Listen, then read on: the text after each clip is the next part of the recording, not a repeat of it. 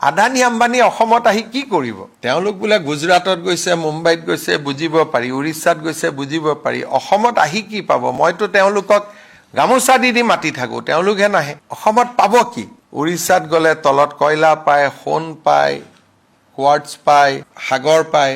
আমাৰ ইয়াতে আমি তেওঁলোকক দিম কি? মোকতো মই দিন ৰাতি এইটোৱে চিন্তা কৰি থাকো যে ভুলতে যদি আদানী আম্বানী আহি গ'লহেঁতেন অসমত, তেতিয়াহ'লে অসমৰ ল'ৰা ছোৱালী চাকৰিৰ কাৰণে বেলেগত যাব নালাগিহেঁতেন।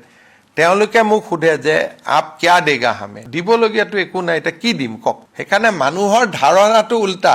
তেওঁলোকক মাতিব লাগে, এনেই নাহে তেওঁলোক। আদানী আম্বানীক আনাটো ইমান সহজ নহয় এখন ৰাজ্যত। সেইটো কাৰণে বহুত চৰকাৰী বহুত প্ৰচেষ্টা লাগে। কিয় আহিব কওকচোন? গুজৰাটত তেওঁলোকে কাম কৰিছে, মহাৰাষ্ট্ৰত কাম কৰি আছে, তামিলনাডুত কাম কৰি আছে, অসমত কিয় আহিব? তেতিয়া আহিব যেতিয়া অসম চৰকাৰে ক'ব পাৰে যে আপোনালোকক এটা তেলৰ আমি নতুন ভাণ্ডাৰ এটা দিম, আমি কয়লাৰ নতুন ভাণ্ডাৰ এটা দিম, বা আমি আপোনালোকক কিবা এটা দিম।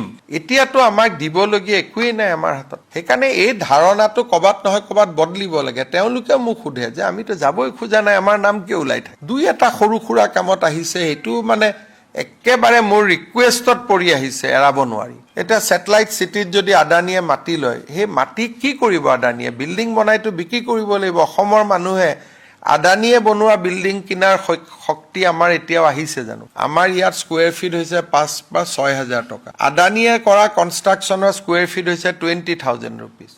অভিজাত্য থকা মানুহৰ কাৰণে।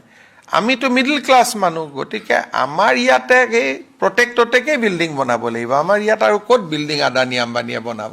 এই কথাবোৰ কিয় বুজি নাপায় ময়ো বুজি নাপাওঁ। চব কথাতে আদানী আম্বানীক লৈ আহে। আদানী আম্বানীয়ে যি বিল্ডিং বনাব, আপোনালোকে কল্পনা কৰকচোন, ওপৰত হেলিকপ্টাৰ পৰিব, তলত ডাঙৰ ডাঙৰ ফ্লেট হ'ব। সেই ফ্লেট আমাৰ অসমৰ কেইজন মানুহে কিনিব?